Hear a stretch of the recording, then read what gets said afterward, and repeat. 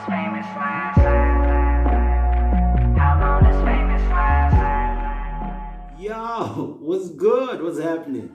Hey, and welcome back to my spot. Yeah, I guess I thought I'd keep it. Sounds, it makes sense. Just understand it makes sense, right? Once again, I go by the name of Halo the Don, and welcome.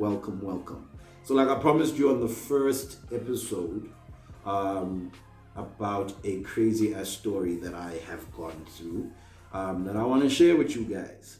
Guys, yeah, this is a business leave day. Okay, so this story is about Hey, y'all, come look at this. the time I flew off a scooter. Yeah, the whole scooter. Right. So, where this begins is, I don't know, maybe 6, 7 years back, right? Where I was working for a certain company that deals with activations or below the line media. For those of you who don't know, that's like events, promotions, stuff like that. Right, and I was living with a group of friends. We were living in a place called Ferndale, which is near Randburg. If you're South African, you know the spot. So yeah, I'm living in Ferndale with a group of my friends. Cool. All right, boom. Then at that time, I didn't have a whip. I didn't have a car. I didn't have nothing. I was catching cabs, taxis.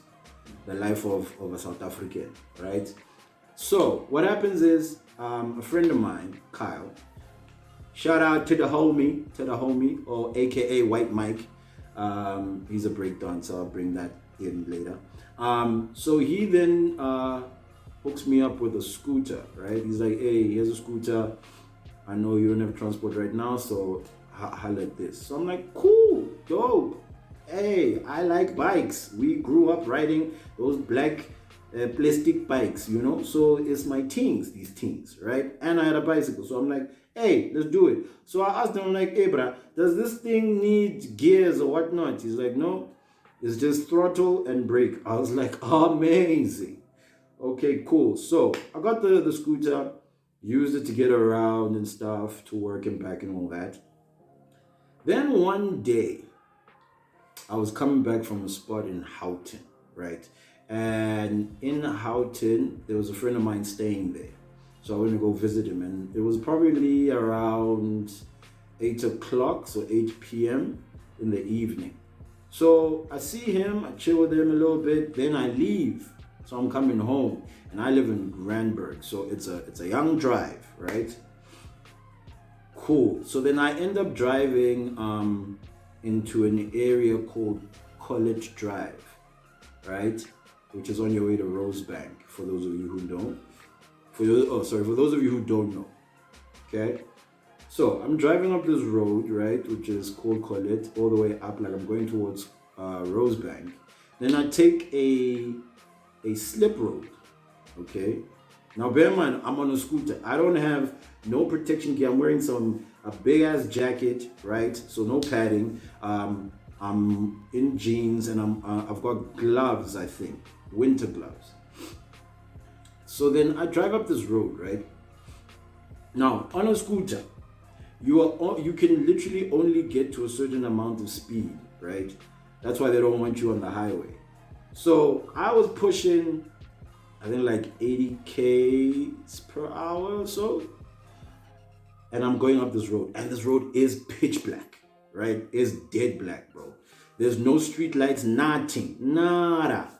So I'm driving up the road, right? And I'm going 80. Bear in mind, there is no protection. There's no seatbelt here, Baba. Here, if you fall, It's your ass, Mr. Postman. right?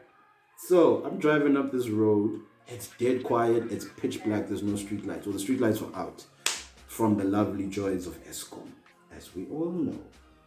I'm driving up this road, and then I get to a speed bump, right? But now the issue is, I'm driving at 80 k's per hour, right? And the the brights of the scooter can only go a certain length in front of me, right? So now I'm pushing 80, going up this road, right? And as the lights hit the speed bump, okay, it's too late. Like, between me, my physical self, and the speed bump, is too late for me to do anything. So what happens is, but before I tell you what happens is, which I'm guessing you already know, but what happens is the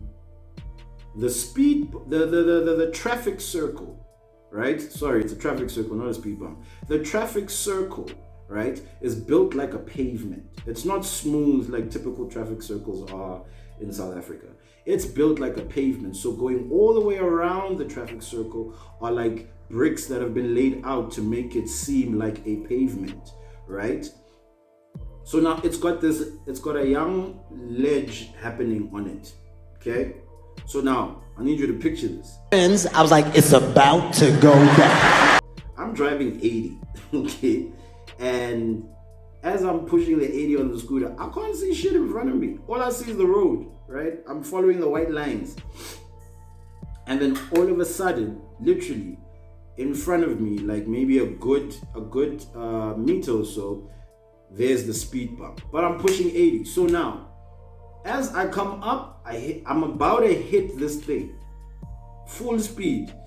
So I had to stop and ponder. So this is what happened in my head. My brain is like, okay, in those split seconds, it says to me, listen, either we hit brakes and we fall on top of this speed bump, maybe break your back, I don't know, I was exaggerating, or we let go and we let God. So yeah, I chose the second option. So I hit the speed bump at 80 k's per hour, right? And let me tell you something. You ever been slapped into next week by your parents or somebody? Do you understand that feeling of a little bit of disorientation? Yeah, that happened for me while I was in midair. So for me, what it felt like was I'm driving, right? I'm driving here. Here's the speed bump. And all of a sudden, I hit that thing and I went slow-mo. Like everything went into slow-mo. I started hearing cinematic music playing in the background.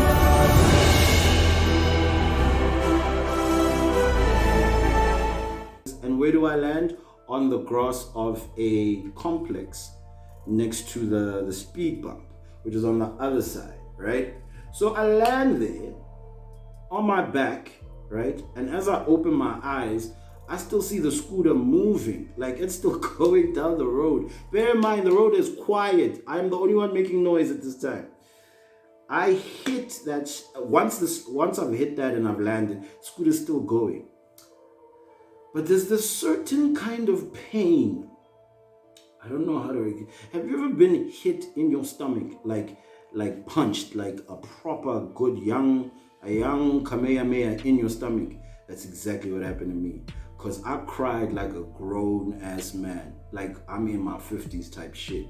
I hit the ground, and all that came out of me.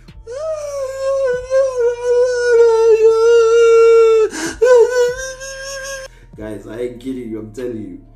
So as I hit the floor, I'm like, oh my goodness, it's over for me. It's time to go night. I then get up, right? And the funniest thing that happened was a security guard that was at the complex, right? Because where the traffic circle was, opposite on to the traffic circle to the left was a complex gate, like one of these giant fancy complex gates, right? So I'm guessing nothing really happens in this road because it's a residential area and it's pretty quiet. So nothing happens in this road. So when I hit the pavement, I don't know what happened in that man's mind, but I think I made his night, you know what I'm saying? Because all I can think of is what was he seeing and maybe he's on his phone scrolling through Facebook or reading something, and then all of a sudden you just hear this crash into something, and then you start hearing something scraping down the floor. That man came running for his life, bro, or for my life, actually. Let me put it that way. He came sprinting on some, hey, Fatu, all right, okay, Nandi, boy, you, boy, you flew, boy, you, boy, all right, I, don't move, sit, Baba, sit. Hey, I'm calling the ambulance now. Sit, don't move. That time, I'm like, bro, I need to go, like, I need to go make sure that the scooter's not messed up. Cool, I'm like, okay, cool, I'll chill. Then I sit up, right? And then I start feeling some pain here, because besides getting knocked the hell out, I start feeling some pain on my elbows, right? I don't know if you can, I doubt you can, but there still should be like some marks of what happened. So yeah, I literally lost all the skin on here and over here, because I guess I probably slid on my elbows or something. But when I tell you I can't remember anything after I hit that pavement, I'm legit, right? So after that, I'm just like, oh no, man, I've messed up the scooter. What's the man meant to do? I go check up on the scooter. I had a little hubly in the hooker in the boot, which is the seat. Well, that thing was broken. That was gone. Forget about it, right? But then I pick up the scooter, and the scooter is still functioning. Like, it's still moving. The only problem is that the front tire or wheel is facing this way, while the handlebars are facing that way. So I had to ride home like this, because I was able to go in front and put the front tire between my legs and straighten it up. But it wouldn't. The handlebars had to look the other way, because now I've messed up the alignment. So I had to ride home like this. Bear in mind, I'm in College Drive, and I still need to get to Randburg. I still don't know how I did it. Anyway, so I'm riding all the way home like this, and then sometimes I'd have to stop because the wheel alignment would pop out, and then I'd have to fix it, and then I continued riding like this all the way to Randburg, which is far. Okay, it's no close distance. It's literally on the other side of the world. Got home, and then I was chilling. I didn't even speak to anybody because my whole body was sore, because now adrenaline started rushing out of my system. So then I got home, I walked in, the two guys that I lived with asked me, they're like, hey bro, are you okay? And I just went, And then straight after that, I went straight upstairs into the shower.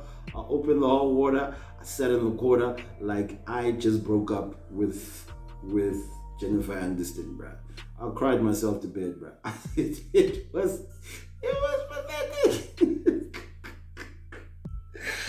Woo! So yeah, guys, yeah, and then I was in pain for a good 2 weeks or so, because everything was healing. Oh, and then the cherry on top is I'm a dancer, right? So we were doing, me and the crew that I was dancing with at the time, we had a rehearsal the next day, and I could not be there. So I had to then go from Randburg all the way to Roodepoort, right? To where we were practicing, which is also not a short drive on a scooter with the handlebars like this and the tire looking forward when it's like this. Yeah, man. So, and then I still had to get there and dance, which was very interesting, very painful. But good news is we won the competition. I mean, come on, talk about resilience. This is me, right? But yeah, it was a crazy crazy time in my life at that time. And I think at that time I was like 20 something. Not that I'm giving you my age, right? No, okay, cool. Yeah, I was about 20 something. And till this day, that story will live with me forever because I did not see that coming. For me, the biggest thing is understanding what that security guard saw in this quiet ass road, and all of a sudden here comes this commotion of this young man who's been catapulted into the sky to land on a lawn, and I'm crying like a 45-year-old baby. Good times. Good times. Shucks. Well, anyway, guys, I hope you enjoyed that story. Please leave some comments in the comment section and let me know if that's what you liked. But yeah, I'm going to be doing a lot of stories, because I got a lot of crazy stuff that has happened to me and the people around me. So let me know what you think. If you're feeling it, if you ain't, you know, this is open to debate. I'm also going to be doing some other stuff like reactions. So maybe if you want me to react to something, let me know in the comment section. We can do that. I'm going to start off with a couple of things I enjoy. Also skits. I'm an actor as well. So I'm going to be doing some skits as well, some funny skits, and also just talking some real stuff as a young man, trying to navigate this thing called life, right? So hopefully you enjoyed that. Please like, subscribe, and share. Let the people know that your boy Halo's in the building. Beep, beep, beep, beep. You know what I'm saying? We out here. But yeah, that's from me. And thank you so much for tuning in. I appreciate every single one of y'all. So yeah, let's get it. Okay. How